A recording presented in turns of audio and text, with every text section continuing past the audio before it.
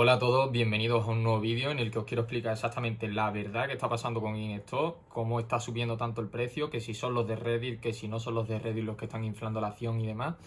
Y se están contando muchísimas fake news sobre lo que ha estado pasando, que si era una empresa que no tenía ningún tipo de valor fundamental y demás. Y yo os lo quiero contar como inversor desde dentro, que yo la compré en 2019 y he conseguido multiplicar mi dinero por más de 100. Por lo tanto, quiero que veáis la perspectiva desde una persona que ha estado 2 años dentro de esta acción e incluso os la avisé por este canal de YouTube. Y espero que los que siguierais mi inversión pues os hayáis llevado un pellizquito. De todas formas vamos a empezar porque me he hecho una guía para explicaros absolutamente todo lo que ha pasado y contaros toda la verdad porque se están tergiversando muchas cosas y creo que a lo largo de este vídeo vais a entender exactamente todo lo que ha pasado con GameStop. Para empezar este vídeo pues básicamente os quiero explicar el inicio de todo, que fue en 2019. En 2019 descubro esta empresa y a primera vista se la veía como una empresa que iba a quebrar. Es decir, era una empresa que la comparaban con el caso de Blockbuster porque ahora se estaba empezando a comprar los videojuegos en línea y se estaba dejando de comprar el juego en físico. Por lo tanto, este retailer, este vendedor de videojuegos, esta empresa, se la consideraba que iba a llegar un momento en el que no iba a poder vender videojuegos por esta transición hacia lo tecnológico y digital y por lo tanto pues iba a terminar quebrando. Sin embargo, cuando te introduces un poco más en el análisis en ese momento, te das cuenta de que tenía más de un 100% de cortos. ¿Esto qué quiere decir? ¿Qué es una posición corta? Una posición corta es que existe un broker, existe una persona y existe un demandante, un oferente y demás, y el mercado. Pues digamos que la persona que quiere vender en corto le pide al broker una acción prestada o a cualquier tipo de persona, pero suele ser el broker el que te presta la acción y tú con esa acción automáticamente la vendes en el mercado. Tú todavía no has comprado la acción, te la han prestado. Entonces, cuando tú la vendes, recibes un dinero. Ese dinero es lo que tú crees que vas a ganar con respecto a la diferencia de cuando en un futuro caiga más la acción y tú la compres más barata.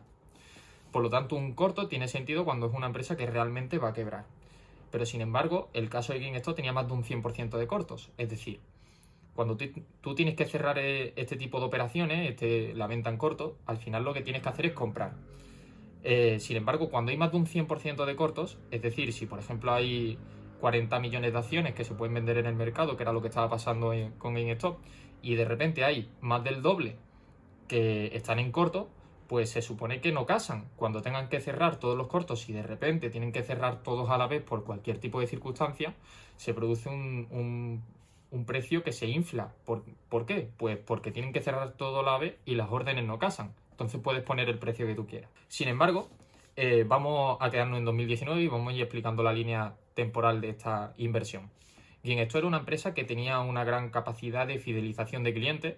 Era una empresa que tenía millones de usuarios con una tarjeta de fidelidad, tiene una revista que es de las más famosas de videojuegos y demás.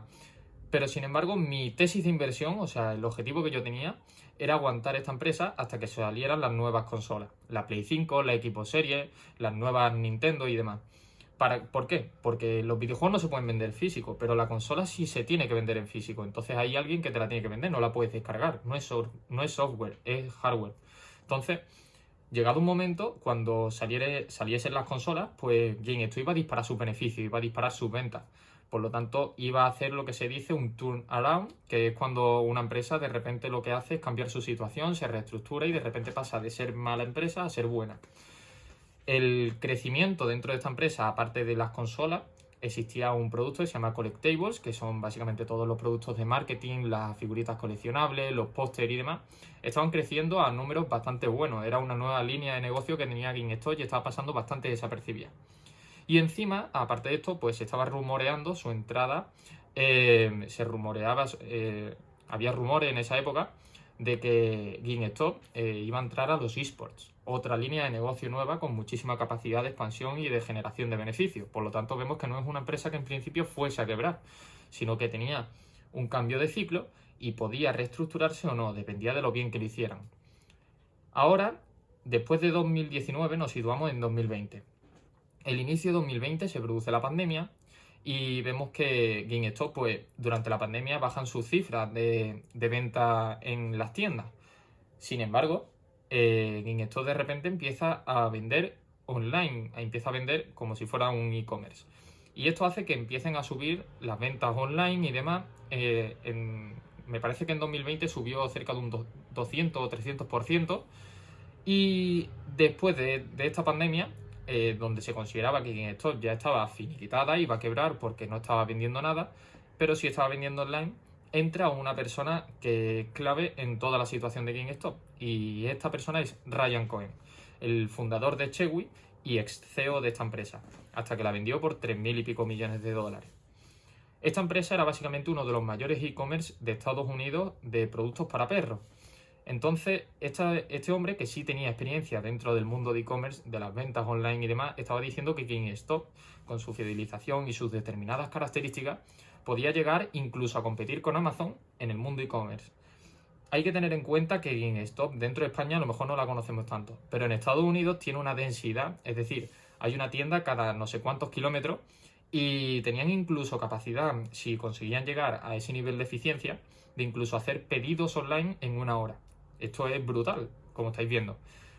La entrada de Ryan Cohen, aparte de situar a esta empresa como un punto de mira dentro del futuro del e-commerce de Estados Unidos, pues además empieza a mejorar la eficiencia de la empresa. Empiezan a hacer una reestructuración, a cerrar tiendas, incluso había tiendas que eran rentables pero las estaban cerrando porque había otra al lado, yo que sé, a 1 kilómetro que era todavía más rentable y entonces no le importaba cerrar esta.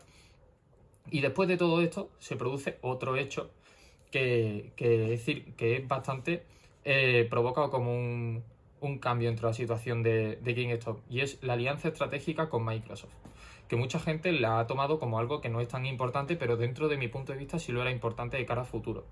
Y era básicamente que la alianza con Microsoft le otorgaba los ordenadores de Microsoft, los Surface no sé qué, para mejorar la eficiencia de la empresa y demás. Pero esta alianza estratégica con Microsoft tenía un punto clave, que era básicamente la entrada de GameStop en la venta de videojuegos digitales. ¿Por qué? Porque cada Xbox que se vendía en las tiendas de GameStop, pues básicamente iba a suponer que esas Xbox mismas que se habían vendido en esa tienda, si en un futuro se realizaba a través de esas consolas una compra online, una compra a través del Microsoft Store, pues GameStop iba a llevar una comisión. Por lo tanto, ya estaba empezando a entrar dentro de la venta de videojuegos digitales. Y os preguntaréis, ¿por qué Microsoft pues le otorga tanta capacidad, o sea, le da esas comisiones a GameStop? Pues básicamente porque la fidelidad, la revista que tiene y la fama que tiene dentro del sector de videojuegos es tan grande de GameStop que a Sony, a Microsoft, a Nintendo y demás, pues les conviene tener una alianza y darle un poquito a GameStop un poquito más de lo que debería tener. Luego, uno ya es el punto clave dentro de todo lo que pasó y realmente yo creo que ha sido lo que activó las chispas de todo lo que ha pasado, fue la salida de las consolas. La salida de las consolas era mi punto clave. O sea, tenían que salir las consolas y eso se tiene que vender en físico. Así que por lo tanto eso iba a suponer beneficios para GameStop. Estaban subiendo las estimaciones de beneficios, estaban subiendo todas las perspectivas de crecimiento de GameStop en un futuro. Se estaba empezando a hablar ya del short squeeze, que ahora explicaré lo que es cuando lleguemos a cuándo se ha producido. Y empezaba a cambiar las perspectivas frente al futuro de GameStop. Y esto hizo que muchísimos más inversores se interesaran dentro de esta empresa. Nos estamos situando más o menos ahora mismo con respecto a los $10 por acción de GameStop. Esto, sin embargo, empieza a poner GameStop en el punto de mira, es decir, había subido de 2,8 a $10 en menos de 6 meses. Esto te hace pensar que realmente la empresa tiene futuro. Ahora, cuando llega a los $10, entra un foro en acción en todo el juego del mercado. Y este foro lo conoceréis ya todos porque ha salido en todas las noticias, y es Reddit y Wall Street Bets, que es básicamente lo mismo. Este grupo o este foro empiezan a entrar a saco en GameStop con el único motivo de crear el short squeeze. Pero realmente el short squeeze ya se iba a producir porque GameStop con la salida de los videojuegos y la generación de beneficios que iba a hacer durante 2021 y 2022, pues iba a provocar que la acción se disparara y se terminara produciendo el short squeeze. Y ahora vamos con 2021.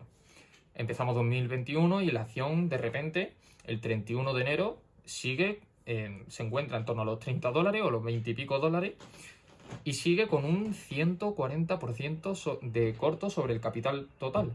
Y el capital total no es todo lo que se puede vender y comprar en el mercado. De ese capital total solo se puede comprar y vender en torno a un 60% porque el 40% está conformado por insiders, que son personas que tienen una participación mayor y pertenecen a la junta directiva de GameStop. Y por lo tanto, estamos hablando cerca de un 200% de cortos sobre el capital flotante, sobre las acciones que se pueden vender y comprar en el mercado. Como hemos dicho antes, estas acciones no casan, estas órdenes no casan.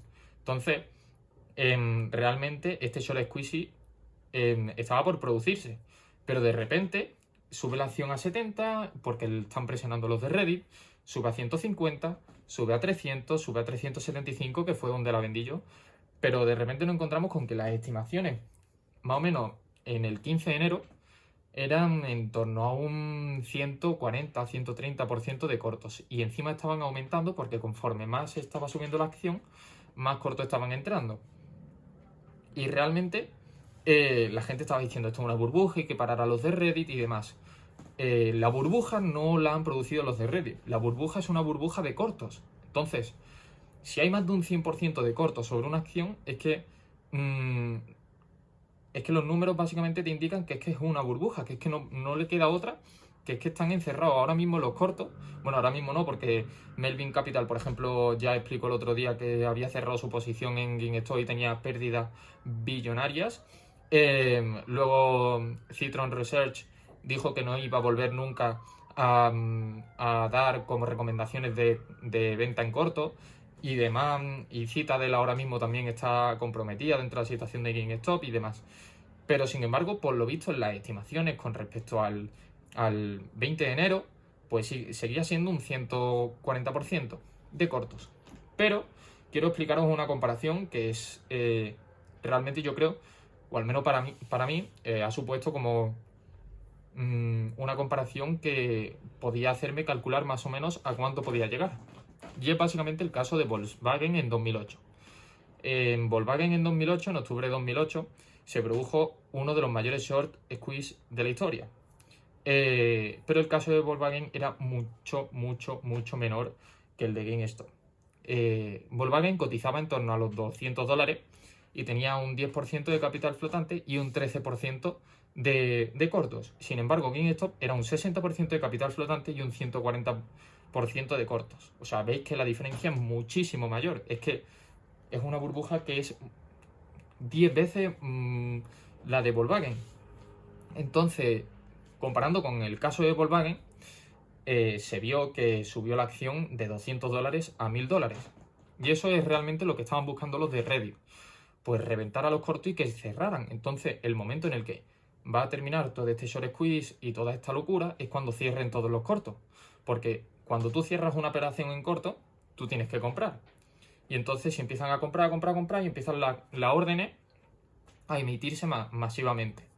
Esto provoca la subida que hemos visto en los últimos días en GameStop. Pero si realmente lo que están haciendo los cortos es cada vez meter más cortos en vez de cerrar sus operaciones, pues no se sabe hasta dónde va a llegar. Y sin embargo, como los fondos estaban perdiendo tanto dinero, se ha producido una manipulación de mercado a la vista de todos. Robinhood bloqueó su plataforma, la operativa, con GameStop, Interactive Broker, eToro se cayó la plataforma, De Giro estaba como teniendo problemas dentro de la plataforma y se estaban emitiendo fake news, que era una burbuja provocada por los de Reddit, que era una burbuja que no se sabía cuándo iba a terminar, que no sé qué, que no sé cuánto. Y realmente, como estáis viendo, no es una burbuja que han provocado los de Reddit. Era una burbuja que en su momento inicial tenía todo el sentido del mundo. Era una burbuja que iba a terminar explotando. Pero el hecho de que los fondos no quieren perder dinero ha alimentado todavía más esa burbuja y ha hecho que los de Reddit se metan más presión y se inflen muchísimo más. Yo me salí por esta razón porque no sé cómo va a terminar y prefería salirme de toda la historia. Pero veremos las próximas semanas si sigue todo esto o se ha terminado ya el viernes 29 de enero. Con todo esto, un saludo, espero que os haya gustado el vídeo y nos vemos en la próxima.